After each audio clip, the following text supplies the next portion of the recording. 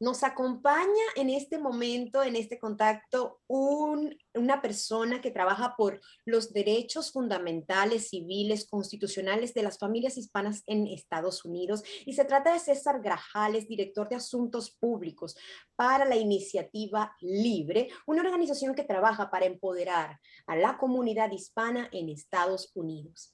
Y vamos a hablar porque él acaba de llegar al estado de la Florida, pero proveniente de Carolina del Norte. Ayer estuvo con nosotros aquí, junto a la superintendente de Educación de Carolina del Norte, Catherine Truitt, con quienes estuvo compartiendo una tarde con ella y hablaron de asuntos importantes, neurálgicos, que la comunidad hispana debe saber en materia de educación.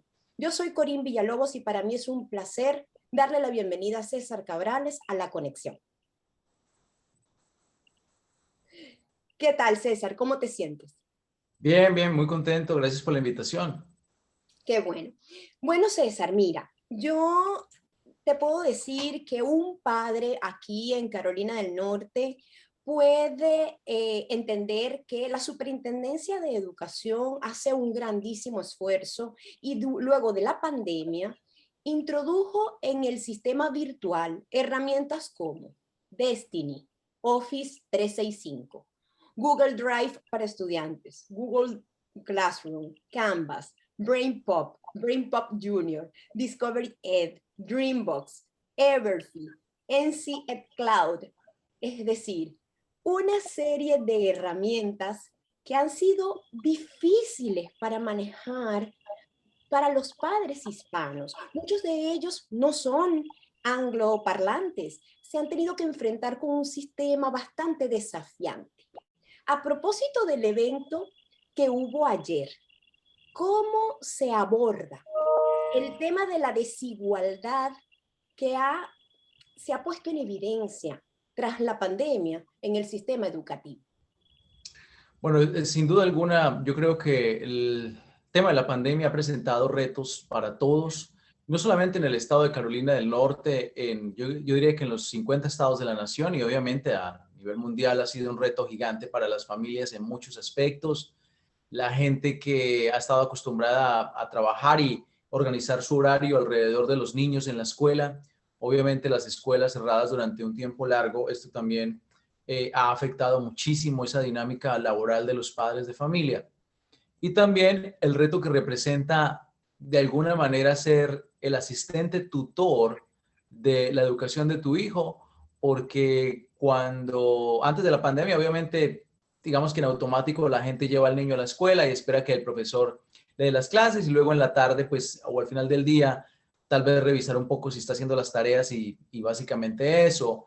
Pero ahora era sentarse en la computadora con el niño, ver que realmente esté funcionando la cámara, que está viendo el maestro, a los compañeros de la escuela, que está descargando la hoja de trabajo que le esté dando el profesor. Es una cantidad de retos que nos abrazaron, diría yo, de imprevisto y de inmediato el año pasado a todos y hemos tratado de adaptarnos con relación a esto.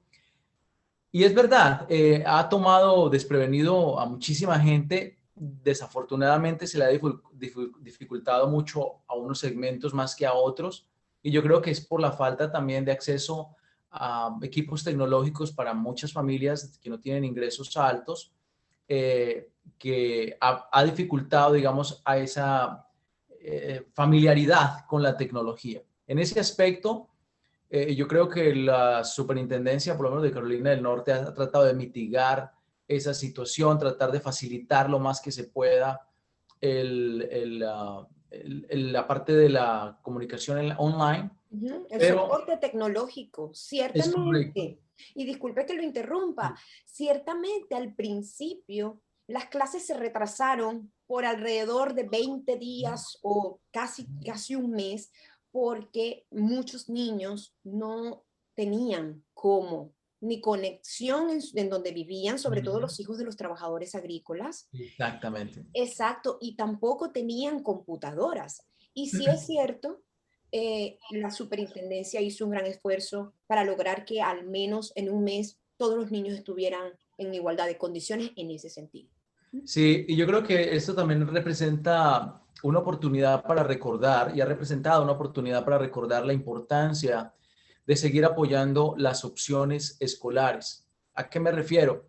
A muchos estados donde, por ejemplo, la educación online estaba prohibida o no ha sido considerada y tomó desprevenido a mucha gente. Yo creo que por esa razón, este debe ser un medio en el cual deberíamos estar acostumbrados a tomar clases allí y estar preparados en la eventualidad de que algo como lo que acaba de suceder volviera a suceder en el futuro. No estamos a salvo de que no vuelva a suceder, pero sí en los diferentes departamentos de educación en los diferentes estados estar listos para esas eventualidades. Reitero, en el caso de Carolina del Norte, obviamente, pues es difícil tener una culpabilidad, digamos, el inicio de ese proceso, como lo mencionabas, los 20 días, porque tomó a todo el mundo desprevenido, pero creo que reaccionaron lo más rápido que se pudo.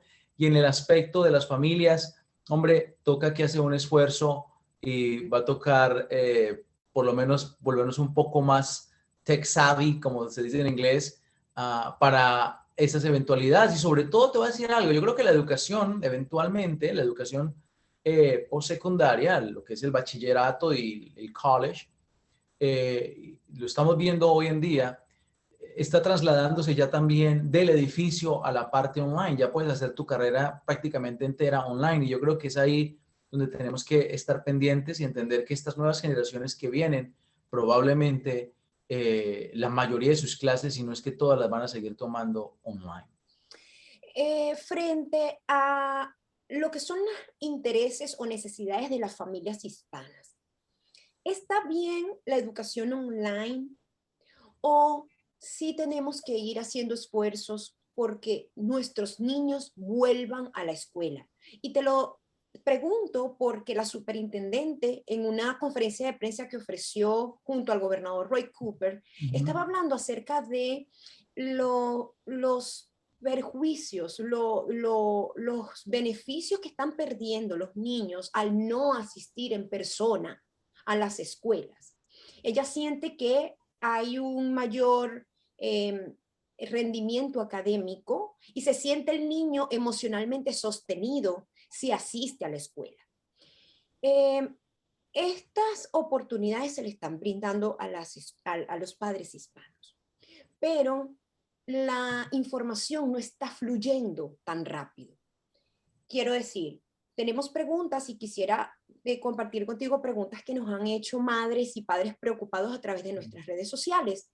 Y una de ellas es, ¿cómo tengo la información para pasar a mi niño de la escuela, de la academia virtual a la escuela en instrucción en persona? Esa información no está disponible en grandes cantidades. En ese sentido, Iniciativa Libre, ¿qué propone para hacer que nosotros como padres hispanos nos empoderemos y podamos exigir ese tipo de información? ¿Cuáles son los pasos que usted recomendaría? Bueno, varias cosas que mencionaste que creo que son importantes resaltar. La primera es que es verdad, yo creo que una de las, digamos, retos que presenta la educación online es la falta de contacto físico. Y yo creo que en el desarrollo de un niño y en el desarrollo de un humano es importante la interacción, es importante esa interacción porque crea empatía en las personas y nos enseña a podernos mover dentro de lo que es la sociedad. Ese contacto en la escuela es el primer contacto de lo que es eventualmente cuando estamos en nuestra vida adulta, la parte social. Ahora, con relación a eso, cada condado dentro del estado de Carolina del Norte está haciendo su esfuerzo mayor para poder implementar, digamos, el regreso a clases de manera física y segura, obviamente, en ese aspecto. Y cada condado presenta sus propias reglas. Obviamente, la superintendencia, digamos, da una orden, un lineamiento a seguir, pero los superintendentes de cada condado también son responsables de cómo implementar eso. En ese aspecto, creo que no nos queda más que visitar la página web de estos lugares. Yo sé que en muchos no hay, digamos, una traducción en español. Nos toca que jugar un poquito con el tema de Google Translate.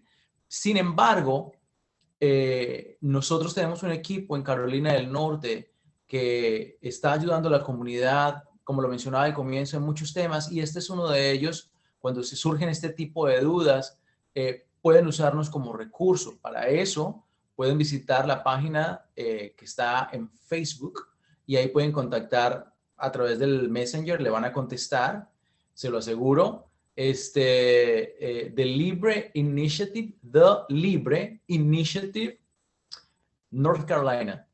The Libre Initiative North Carolina, porque tenemos diferentes Facebook page, incluyendo la nacional, pero esa de Carolina del Norte, y en español puedes escribir y te va a contestar alguien con la inquietud que tengas y te ayudamos a resolverla. Si nosotros no tenemos la respuesta, nosotros tratamos de contactar a través de nuestras conexiones y la gente con la que trabajamos, encontrar una respuesta para usted con relación al tema de educación o cualquier otro tema también que sea pertinente a nuestra comunidad. Acá tengo una pregunta hecha por María Virginia Viloria. Dice, ¿cuántos niños y jóvenes hispanos o latinos están en Carolina del Norte? ¿Sabrán cuántos y qué es lo que tenemos que hacer para que nuestras voces se escuchen? Porque nos sentimos solos y aislados. Bueno, tengo el dato específicamente de cuántos hay en Wake County. En ese condado hay alrededor de un 10% son estudiantes que vienen de la comunidad latina o hispana. Y en el 2019, 2021, en ese promedio, habían alrededor, o hay alrededor de 14,771 estudiantes que están inscritos también en programas que les ayudan con el idioma inglés. O sea, es gente o jóvenes estudiantes que inglés es su segunda lengua. Y más o menos el gasto anual son como $9,000 por estudiante en ese condado. Obviamente nuestra comunidad es una comunidad que ha ido creciendo en muchos estados, pero en estados como Carolina del Norte, la Florida, Texas, es enorme. Y tenemos un impacto gigante en la parte tanto financiera como en la parte social al interactuar con otras demografías. Y yo creo que en ese aspecto tenemos que seguir, por lo menos los padres de familia, tratando de buscar la mejor educación dentro de los programas que hayan en la Superintendencia de Educación, en el caso de Carolina del Norte o en otros estados en el Departamento de Educación, donde los hijos mejor se acomoden a esos programas. Pero como reitero, nuestra comunidad, por lo menos en Wake County, es del 10% de los estudiantes hispanos o latinos. Es una comunidad grande. ¿Y cuántos niños han interrumpido sus clases? Es decir, han desertado debido a la pandemia.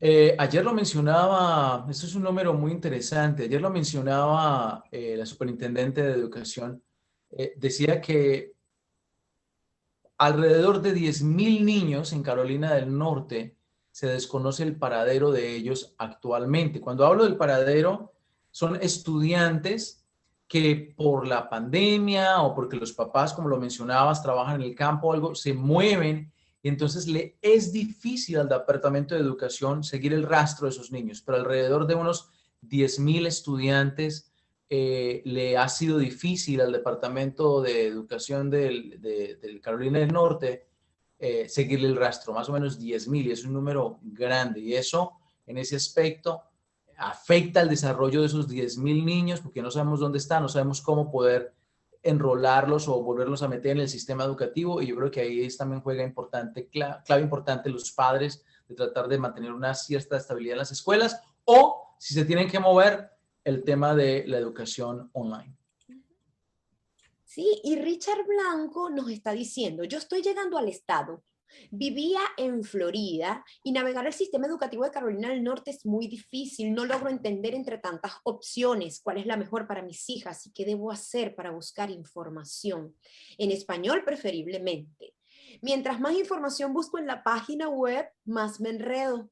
¿Cómo sé que la escuela es mejor para un estudiante hispano? O sea, ¿cuál escuela dice? Tradicional, charter, magnet, year round, no sé. ¿En cuál tipo de escuela las debo inscribir ahora que están regresando a la escuela después de la pandemia? ¿Alguien me puede ayudar a entender esto? Ujú. ¿Podemos, César, darle alguna información al señor Richard? Sí, bueno, para él, para Richard y para la gente que tal vez tenga la misma inquietud, la página de la Superintendencia de Educación de Carolina del Norte, cuando tú entras en la parte de la esquina derecha, chiquitito dice Select Language y tiene hasta hindi, tiene diferentes idiomas. Ponlo allí en español para que te traduzca lo que tiene la página. Sin embargo, yo entiendo también la confusión que a veces generan las opciones. Ahora, voy por partes. Las opciones escolares son un camino fantástico para los padres, para los padres que buscan una mejor educación acorde a sus hijos. ¿Qué quiero decir con eso? De alguna manera, cuando venimos de, por lo menos nuestra comunidad, cuando venimos de Latinoamérica, estamos acostumbrados de que la educación es centralizada, viene, digamos que estandarizada y un formato desde la capital del país y es la misma cosa para todos por todo el país. En Estados Unidos es diferente, cada estado tiene su forma de poder enseñarle a sus ciudadanos de ese estado.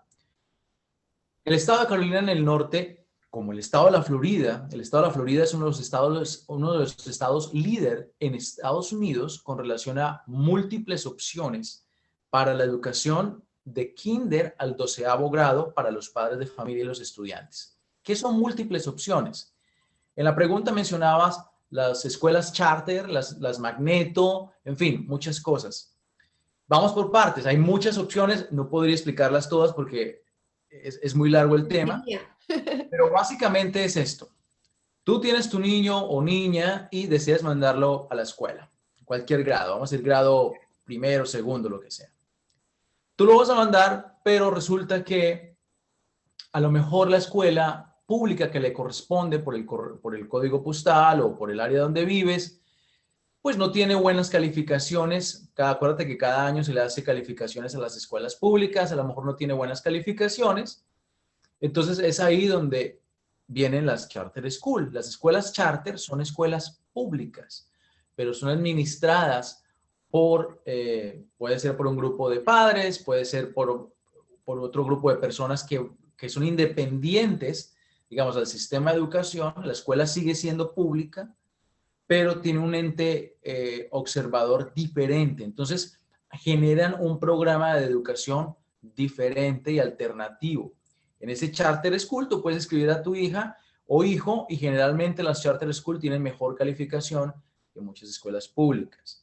Ahora, vamos a pensar que tú tienes un niño o niña que le gusta pintar o le gusta la música o le gusta la ciencia. Y tú dices, bueno, es que la escuela pública que le corresponde no es una escuela donde tenga algún programa específico para ciencia. Y ahí es donde vienen las escuelas Magneto, que son escuelas que tienen programas específicos. Claro, el niño ve lo mismo que requiere más eso o enfocado en eso, ¿no? O reforzan ese tema, que puede ser la ciencia, puede ser matemáticas, puede ser arte, ¿no? Entonces, ahí es donde el padre debe definir qué es lo que mi niño, qué cualidades presenta, porque digamos que la bendición para los padres en Estados Unidos y en los estados donde tenemos muchas opciones escolares es que la educación está enfocada en la necesidad del niño. Aquí se entiende que todos aprendemos de diferentes maneras.